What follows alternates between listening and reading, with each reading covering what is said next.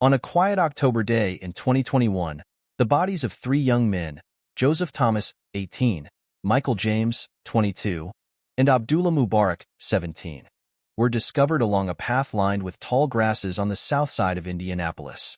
The brutal triple homicide stunned the city. Nearly 2 years later, Caden Smith, now 19, was sentenced to 189 years in prison for the cold-blooded killings. At just 16 years old, Smith lured his victims to the remote path under the guise of demonstrating a firearm modification device known as a Glock switch. This illegal device can turn a semi-automatic handgun into a weapon capable of firing like a machine gun, a dangerous and highly illegal modification. What started as a demonstration soon turned deadly. Smith's communications with the victims before the murders were a key piece of evidence, revealing his role in orchestrating the encounter. Investigators discovered that Smith had taken the victims to the secluded location to show off the Glock switch. Once there, he fatally shot all three young men, leaving their bodies abandoned on the path. When the police found the bodies, the crime scene painted a chilling picture. The victims had been shot multiple times, and the investigation quickly became a top priority for local law enforcement. Please subscribe to our channel and make comments about what you think of our videos. The breakthrough in the case came when Smith was identified through his communications with the victims before the murders, linking him directly to the scene of the crime.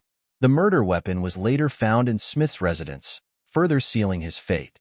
In addition to being convicted on 3 counts of murder, Smith faced additional charges, including robbery and the illegal possession of a firearm, which added to his lengthy sentence.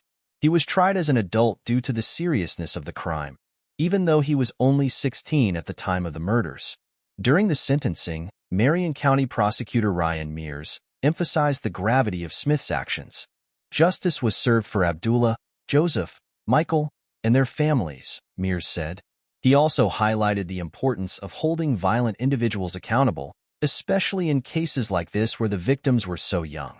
The sentence, 189 years in prison, was a sobering reminder of the tragic loss of life and the ripple effects of gun violence.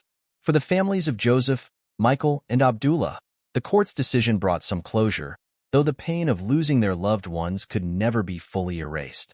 Smith's attorney did not immediately comment on the sentencing, but the conviction and sentence made it clear that the court intended to send a strong message against violent crime.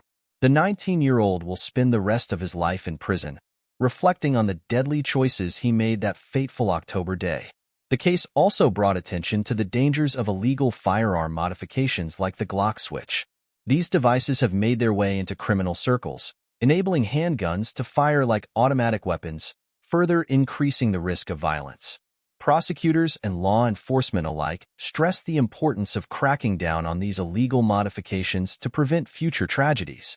As Caden Smith begins his long prison sentence, the community of Indianapolis continues to grapple with the senseless violence that claimed 3 young lives.